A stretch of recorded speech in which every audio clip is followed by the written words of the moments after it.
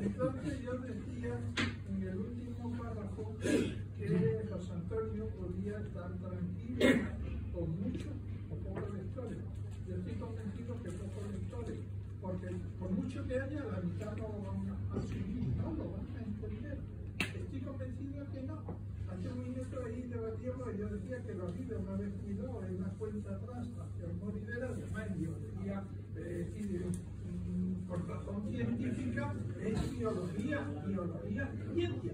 La ciencia está ahí, lo que pasa es que cuando estamos mundanamente vendiendo no entendemos el rigor científico.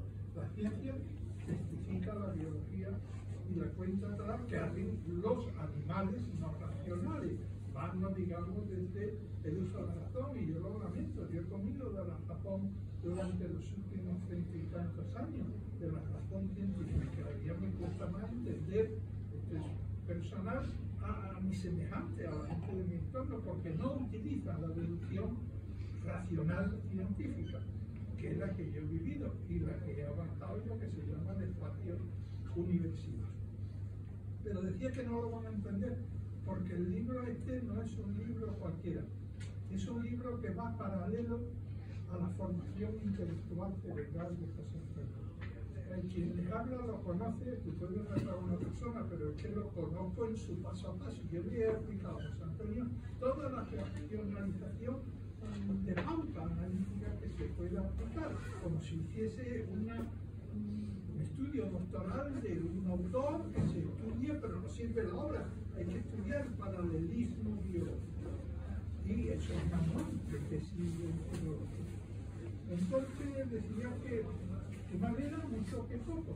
Ahí en la historia lo tendrán y los que vengan a analizar, una vez que él no viva, lo concretizarán. Y digo que puede estar satisfecho ante ese equilibrio que él mismo logra a su edad de una vejez setentona. Y decía que el futuro habría que ver dónde va a estar ese futuro, esa mente suya.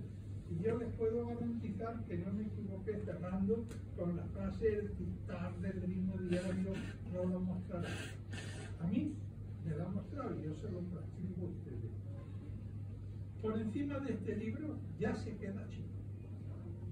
Esto es la rebeldía social de la pana, donde hay que reivindicar, yo vengo de Copana, pero que hay que reivindicar la paz y sin escrúpulos. Ya está bien de aguantar pamplina de debate de gilipolleces. ¿Usted toma una opción de sociedad o toma otra? ¿De un color o de otro color? Y si no, el color que usted quiera, pero cabe usted y yo no. No me venga usted por mí, porque antes a lo mejor tengo yo tanques escondidos y voy a por usted. Pues eso lo explica este hombre a lo largo de los folios de esta edición. Es el cenit de una intelectualidad, antes que una frustración, hace la rebeldía del grito. Dice: ¿de dónde va a estar? ¿Qué hay más después de esto? Yo les puedo decir que además es una búsqueda de sí mismo. Él sigue escribiendo, pero ya no escribe delante de una pantalla donde todo el mundo hemos tenido que educarnos, porque escribíamos a bolígrafo o a lápiz. Él está escribiendo el poema, está haciendo la caligrafía de lo que está haciendo, porque necesita la palabra y corregir la palabra de inmediato, y el tachón sobre el tachón, y eso en pantalla es mucho más bonito. Cuesta otro valor, y entonces ha vuelto y está escribiendo, pero yo creo que ese día, si lo entiende una docena de personas, es como dice: mire usted, es que al final existió Animal de Fondo, o existió, sí, bueno, pues existió el final de un zen intelectual, porque no se sabe lo mismo trabajando, no es menosprecio, sin formación reglada en niveles de escalones.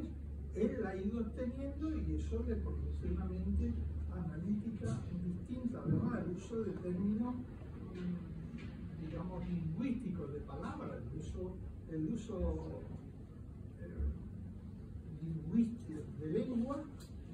terminología, existen palabras y dice, espérate, Google, ¿qué quiere decir esta palabra? Es decir, a esos términos, palabras de no uso. Eso es un nivel máximo, pero es que lo que yo le he leído, o he tenido el privilegio de poder acceder al momento en que está, esto es un vaso de agua mañanero, este libro.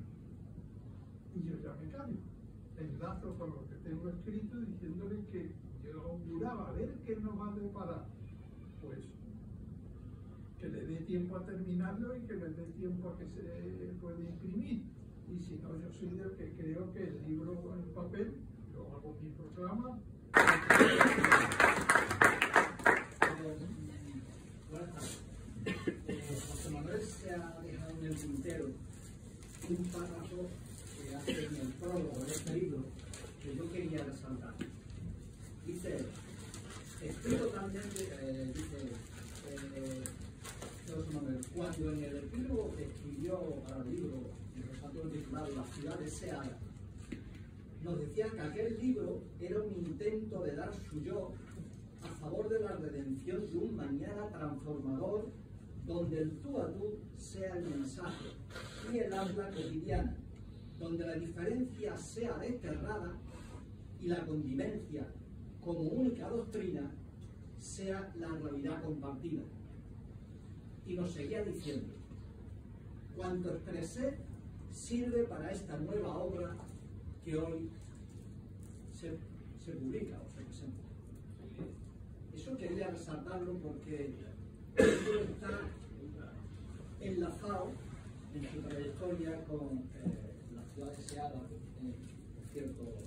Bien, bueno, pues encantado de estar aquí entre nosotros, entre compañeros, entre amigos, entre amigas. Y ya sabemos que... ¿Me escucháis bien? Sí. Ya sabemos que el poeta es la persona dotada de gracia o sensibilidad poética. Y es lo que yo siempre más envidio, porque no tengo esa sensibilidad lírica, poética. Y también sabemos que el poeta es la persona que mediante la escritura o las palabras expresa emociones, sentimientos o sensaciones. El poeta usa la voz del hablante lírico para expresar experiencias de su mundo interior, y quien los lee puede percibir de él sus sentimientos, sus motivos, así como su fuente de inspiración. El escritor, como decía mi amigo Cayetano Santana en la presentación de su novela Madrid Canela, 1966, que os recomiendo, decía él: no concibo la literatura que no abofetee al lector, que no lo conmueva y lo seduzca a la vez. El poeta tiene una mente capaz de suscitar para nosotros, mediante la palabra, cómo es nuestra vida, de lo que significa nuestra condición humana, de lo que sentimos, de por qué seguimos luchando o de por qué a veces no podemos seguir adelante.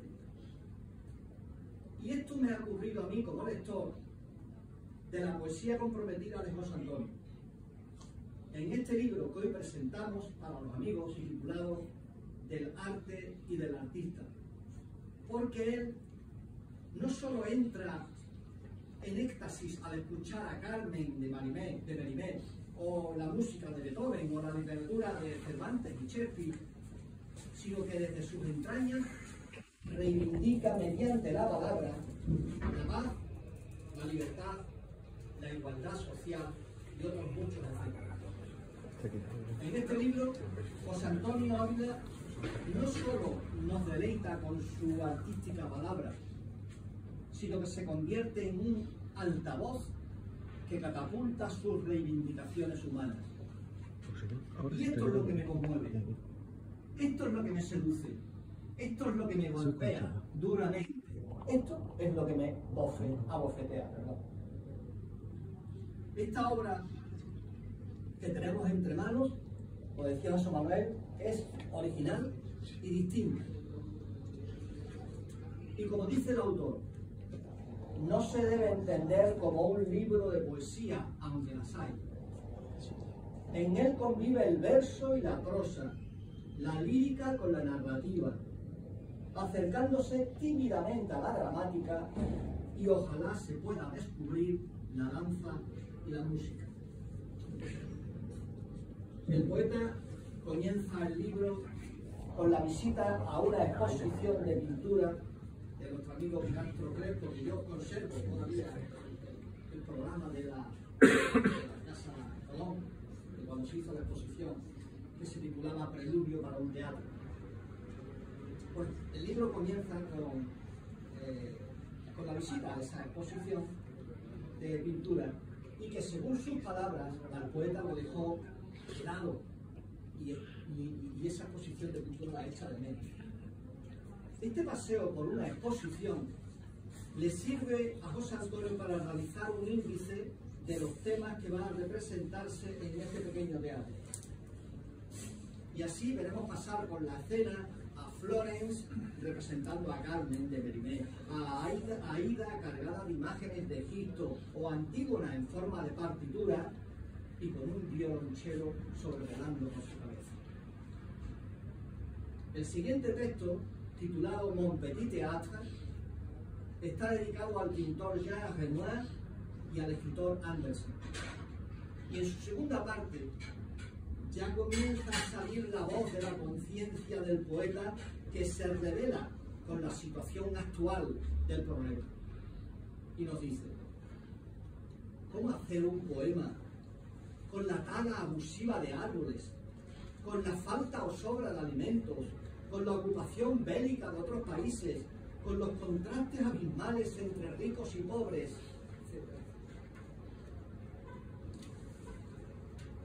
Cuando José Antonio se deja llevar por la ópera Carmen, su alma se transmuta y se identifica con la armonía que lo obliga a decir: la música me seguirá como compañera.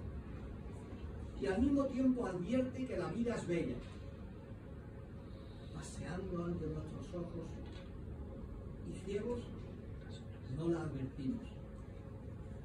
Cuán encantadora se vuelve la vida.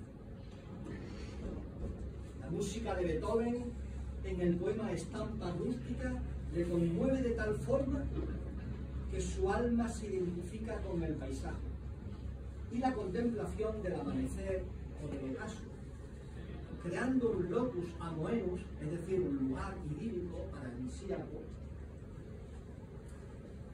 Acuden animosas las aves, cantos sonoros al amanecer, participando de la creación de la obra majestuosa de la vida. El hombre se identifica con la naturaleza, en la que encuentra la armonía para su alma. Ofrendas a la naturaleza por su benevolencia, con la tierra misma a ritmo de vales. Y se convierte en un consejero o en un predicador para que el hombre se funda con la naturaleza al adoptar una actitud crítica. Afronta el conocimiento desde la razón, promueve la veracidad desde la ciencia, comprueba el saber desde la investigación. El entorno nos acogerá como nosotros a él, transformando la realidad con actitud crítica. Y ahí radica el mensaje. En el uso de la razón, la ciencia, la investigación y la actitud crítica para salvar a este mundo que se desliza lentamente hacia el precipicio. En el poema,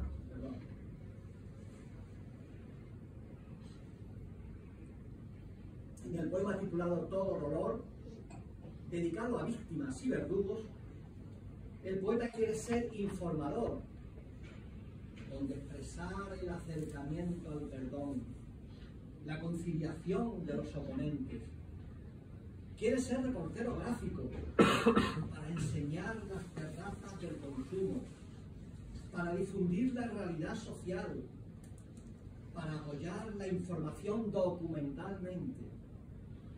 y quiere ser cronista de televisión, para abrir micrófonos a la palabra, para sensibilizar sobre problemas de la humanidad. Y en el texto titulado Tempestad hacia el infierno, dedicado a Shakespeare, en el apartado titulado Miseria del pensamiento o de los ensueños, el relato se describe por sí mismo, cuando la obra es la propia vida. Aparecen las artes de la manipulación, convirtiendo en negro lo blanco, la paz en guerra, la estima en desprecio, el abrazo en espinas, la alabanza en insulto, la verdad en difamación. Es tal la capacidad de inventiva de la demagogia que puede hacer creer lo opuesto, llegando a borrar de su agenda los hechos para poder entender sus propias fantasías. Estamos en el mundo al revés. Lo decía Goiti Solo en la canción que cantaba Paco Ibáñez, ¿verdad? Había una vez un lobito bueno al que maltrataban todos los corderos. En la lucha entre la realidad y el sueño o la ensoñación, el poeta se atreve a lanzar una quimera. Si fuera el dueño de esta isla del mundo, no instauraría un país tradicional.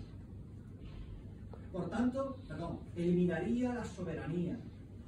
Por tanto, promovería el Estado de todos, sin hemiciclos ni magistraturas. Descartaría la riqueza y la pobreza, prohibiría las armas y aún más. Aunque sea una entelequia, nos invita a la reflexión. ¿Cuán rica es esta tierra que menospreciamos? En esta página hay un continuo grito del poeta que rechaza la esclavitud a la que nos vemos sometidos en este mundo de hoy, así como al oscurantismo al que nos somete la ignorancia y la incultura. A voz en grito rechazo la esclavitud que me obliga. La ignorancia siempre manifiesta su simpatía por los esclavizadores. Es producto de la incultura, de la falta de pensamiento e irreflexión, de las maniobras de los poderosos y del rechazo a la palabra y al intercambio de ideas. El poemario, o el tratado, como queramos llamarlo, recoge una parte titulada Fábrica de lo Social, o Libreto para una ópera de 3 actos. En ella el protagonista, Martín, se siente como el salvador de esta sociedad. Se erige como la voz de la conciencia y exclama: quiero ser protector de los indefensos, tender a todos por igual mis manos. Y el coro, al estilo griego, lo reconoce como hombre pacífico, pues en su corazón no se permite más arma que el abrazo y la palabra. Te acogeremos como protector de cada uno de los afligidos. Hombre recto, sabio y luchador de la igualdad, del amor y la verdad. Estas páginas, como decía mi amigo José Manuel, merecen ser leídas con tranquilidad, porque son producto de la experiencia, de la edad, de la madurez, de la reflexión, de la actitud crítica ante la vida, de la creatividad y de la ensoñación. Pero de una ensoñación no alejada de la realidad, porque tiene los pies muy bien puestos en el suelo. José Antonio sueña con un cambio profundo en esta sociedad. Planteémonos los cambios que tenemos que realizar para que los problemas se solucionen por el esfuerzo de la colectividad. Esta tierra merece perdurar. Muchos son los artistas que reciben una dedicatoria en este libro, producto de su identificación con ellos. Rostropovich, Verdi, Caruso, Tchaikovsky, Puccini, Mankian, Bernstein. Se puede decir que son el motivo de su inspiración, de esa inspiración que le lleva a la levitación, como se titula el poema dedicado a Johann Sebastian Bach, y en donde se plantea cómo la humanidad, a lo largo de la historia, ha sido constantemente dirigida, manipulada y encauzada en sus pensamientos. Y dice el poeta, cuán pocos somos nosotros mismos. Perdón, cuán pocos somos por nosotros mismos. Y después de analizar críticamente el papel rector de la Iglesia,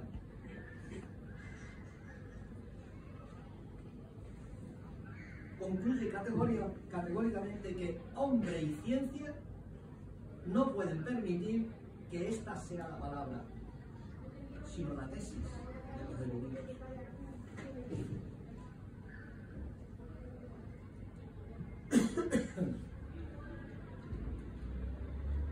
En otro apartado titulado El Valle de las Caléndulas, dedicado a Mozart, se tocan diferentes temas actuales y el escribidor vuelve a reivindicar y a anunciar su lucha por una sociedad más justa e igualitaria. Liberación de la mujer, demanda de igualdad real, canto necesario. Esta es mi lucha, esta es mi partitura. Y dice a continuación que la cultura nos hace libres y a través de ella se llega a una sociedad más justa, más respetuosa, más crítica, más solidaria, menos consumista.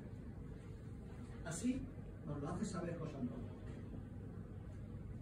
El saber se convierte en templo, con dos naves precisas: conocimiento y universo, acompañadas de la constancia y la fe.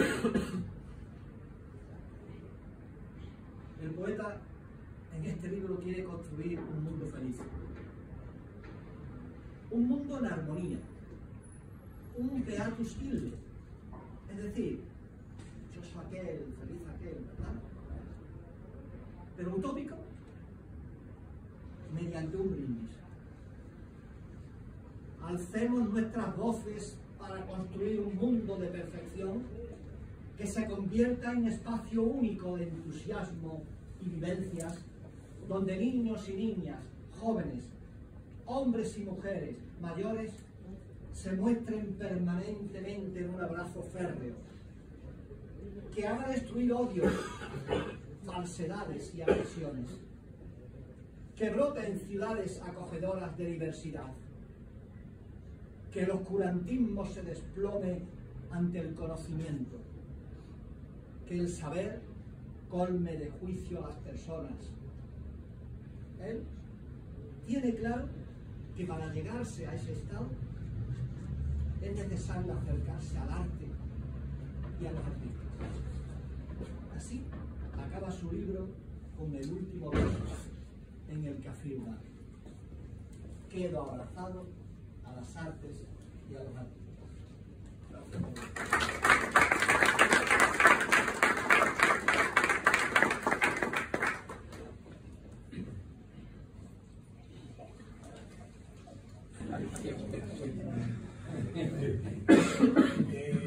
Como yo no puedo decir más nada, voy a iniciar la lectura del libro con vosotros.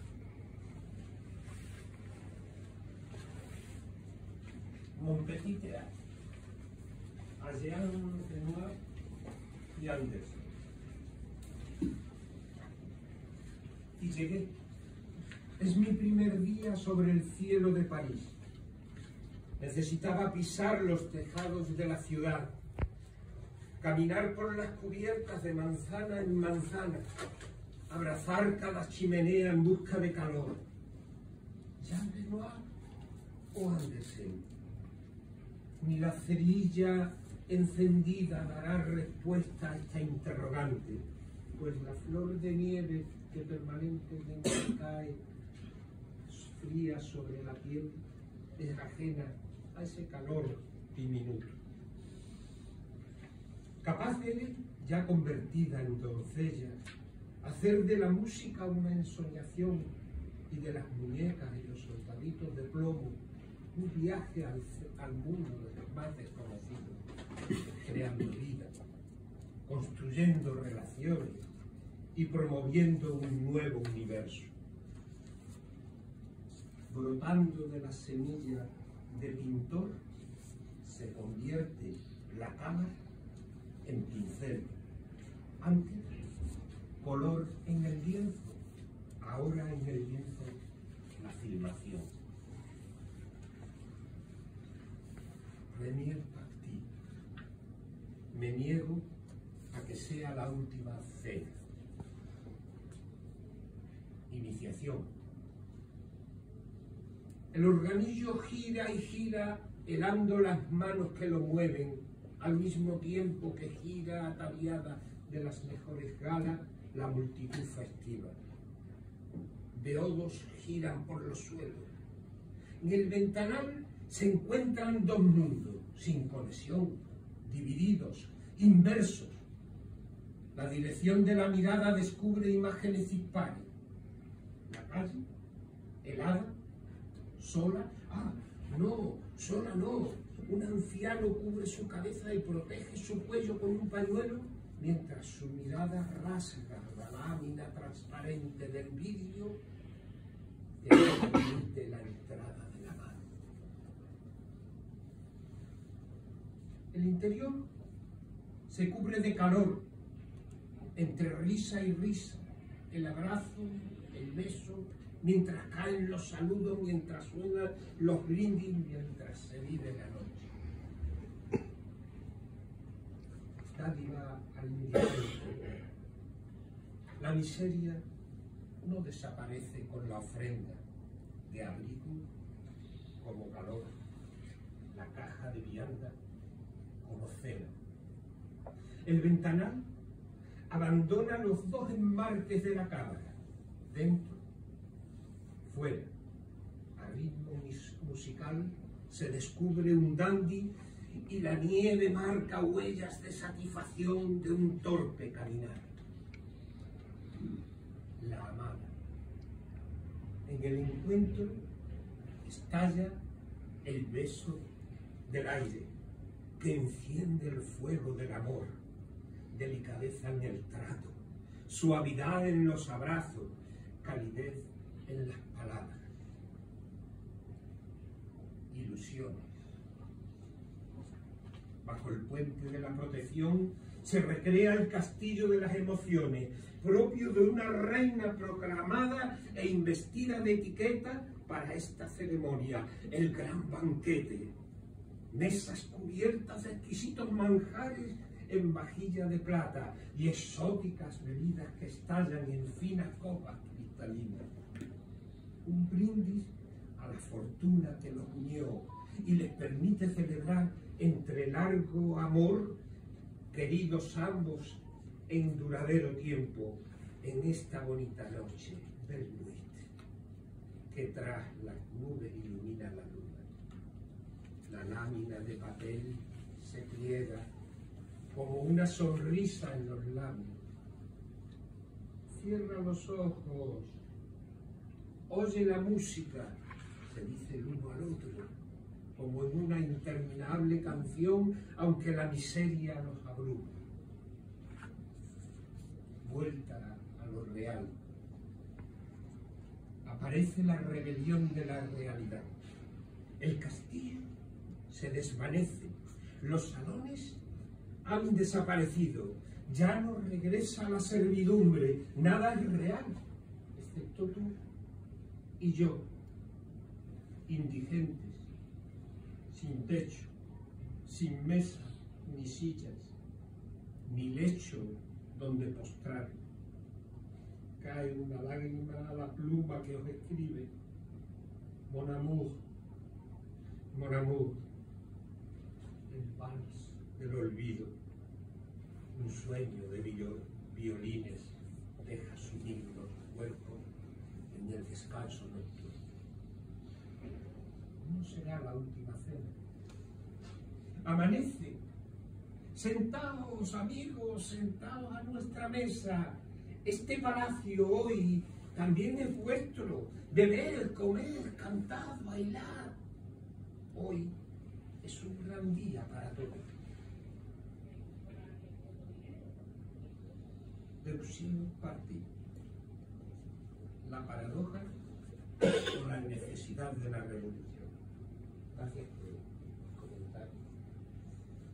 ¿Cómo hacer un poema con petróleo y todos sus derivados, con carbón arrancado de las entrañas de la tierra, con la tala abusiva de árboles, con la falta o sobra de alimentos, con las diferencias norte-sur, con la ocupación bélica de otros países, con la destrucción intencionada de recursos ajenos, con los miserables sueldos de esta generación de trabajadores, con las numerosas personas que llenan las listas del paro, con los contrastes abismales entre ricos y pobres, con las riquezas de unos pocos y las miserias de tantos, con los residuos tóxicos, con la contaminación del aire y de la agua, con la actividad radioactiva, con la privatización del agua, el aire y el sol, con la publicidad, con la banca y sus millonarias ganancias, con la política de intereses privados, con las macroempresas petrolíferas, gasísticas, eléctricas, con los programas basuras de la televisión, con la manipulación de masas, con las mentiras que se inventan y difunden,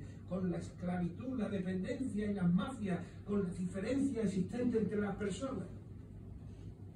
Toma el lápiz y sigue el listado en tu blog de notas. Vamos, que me revelo ante estas prácticas de destrucción de naturaleza y vida, ante la difusión de creencias y opiniones, ante la ocultación de la realidad y la ciencia, ante las catástrofes que provocan la guerra, ante el enriquecimiento desmedido, ante la política de lo particular y ajena a lo social, ante los medios de comunicación manipuladores, ante el olvido de la educación y la investigación. Este episodio segundo de Mon Petit Théâtre pretende dar un salto de la ficción a la realidad. Pues bien, el poema queda escrito. No sé si se entiende, ojalá aparezca la duda, piénsalo. Y todo ha salido de una enceradora aspiradora eléctrica. Troisième partie. L'amour ne meurt jamais, il renaît. Detrás del piano suenan los graves de su voz, desde un silencioso ritmo balanceando las notas en el pentagrama. Esta puede ser la canción, L'amour ne meurt jamais, il renaît, porque el amor nunca muere, porque el amor siempre renace. Cuando se siente el amor, nunca termina, nunca desaparece, queda envuelto en el latido del día en que nació. La languidez que se padece cuando el amor concluye se disipa con un ramo de sonrisa al recibir fuertemente y con ternura el abrazo generoso de él, de la amante. Y entonces que llegan besos, y es entonces que llegan besos a través del aire, acompañados de sueños jamás sentidos anteriormente, y el corazón late acelerado dando apasionada continuidad. El interludio se alarga, dando tiempo al cambio del decorado del escenario de Mon Petit Théâtre. Troisième partie. La virtud de la tolerancia o je ne suis pas un roi. Yo amo a todos y a todos, joven o mayor, en la infancia o en la senectud. No sé lo que es reinar, No soy rey ni reina. Propongo mi abrazo, oferto mis besos, ofrezco mis manos. No existe la infidelidad ni los celos, más que en las mentes burguesas y en los comentarios de la ignorancia. La felicidad se acerca de tantas maneras, en parejas, en grupos de intimidad o sociales, marcados por el afecto, el aprecio, la coincidencia de pensamiento, la reivindicación, la defensa de intereses comunes, sin renuncia a la individualidad personal y en el respeto a las relaciones, superando las convenciones, eliminando el conflicto y la provocación malintencionada. Je ne suis pas un roi de la imposición. Me considero persona con los demás, y cuando la tonsura se ha vuelto monacal, más cerca de todos y de todas me siento. Soy defensor de la tolerancia, y si este es el momento apropiado, me ofrezco a tus brazos, como la enredadera del jardín se abraza al árbol cercano. Olvido mis pensamientos para entregarme a la escultura de tu cuerpo. Enredo mis dedos en tu cabellera multicolor para deslizarme en las ideas que de ella brotan. Y continuaré soñando mientras me lo permita, revisando cada espacio de tu figura. Puedo gritar en cualquier momento, en cualquier lugar, convencido de lo que digo. Je ne suis pas un roi.